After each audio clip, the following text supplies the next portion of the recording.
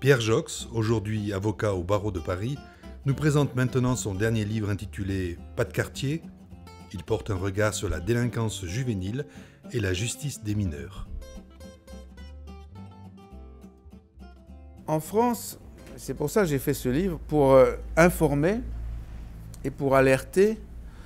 En France, nous avons encore un système de justice des mineurs qui est considéré comme exemplaire. J'ai été en Suisse, j'étais en Belgique, j'étais en Allemagne, en Espagne, en Autriche. J'ai fait beaucoup de droit comparé. Il est même copié, hein, vous décrivez Il est copié, il est imité, il est admiré. Lorsqu'en 2002, la première loi Perben est arrivée devant le Conseil constitutionnel, je l'ai combattue, mais j'ai été battu.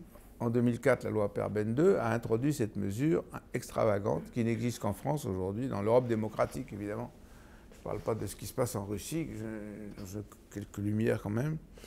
On peut en France aujourd'hui, dans le droit actuel, mettre un mineur de 16 ans en garde à vue pendant 4 jours, dans les hypothèses, en effet rares, où il est impliqué avec certains délits et dans une affaire où des adultes se sont mêlés.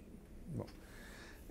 Pourquoi je parle de ça? Parce que c'est en 2002 avec la loi Perben 1, en 2004 avec la loi Perben 2, qu'a commencé un mouvement qui dure depuis 10 ans et qui systématiquement saucissonne, révise, défigure, démolit le système général.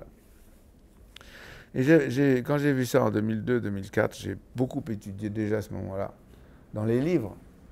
Et j'ai juré que je m'inscrirais au barreau et que je deviendrais, et non pas redeviendrais, avocat, profitant de la loi qui dit peuvent entrer, alors on énumère, les membres du barreau, pas l'avocat des partis. C'est important ça, tout membre du barreau. On arrive, on peut vous demander votre carte professionnelle, mais si on arrive en robe, en général, d'ailleurs oui, on demande la carte professionnelle pour entrer dans le... Et pendant 6 mois, j'ai fait ça. Je suis entré, je me suis assis, j'ai pris des notes. Et je raconte un certain nombre d'affaires auxquelles j'ai assisté. Je fais un reportage. J'ai tout anonymisé. Je comprends, je vois en effet mon livre a un certain succès. Je m'en réjouis. Tellement de succès que pour qu'on ne croie pas que je pensais qu'à gagner de l'argent, j'ai décidé de faire déléguer les droits d'auteur à la CIMAD. Je viens de prévenir Patrick Peugeot qui était tout content. Mais ce qui me fait plaisir, c'est pas seulement qu'il ait du succès, c'est qu'il émeut. Mais s'il émeut, peut-être parce que j'ai été ému moi-même, mais c'est parce que ce que je décris est très émouvant et peu connu, et pas connu. Il est peu de problèmes aussi graves que ceux qui concernent la protection de l'enfance, et parmi eux, ceux qui ont trait au sort de l'enfance traduite en justice. La France n'est pas assez riche d'enfants pour qu'elle ait le droit de négliger tout ce qui peut en faire des êtres sains.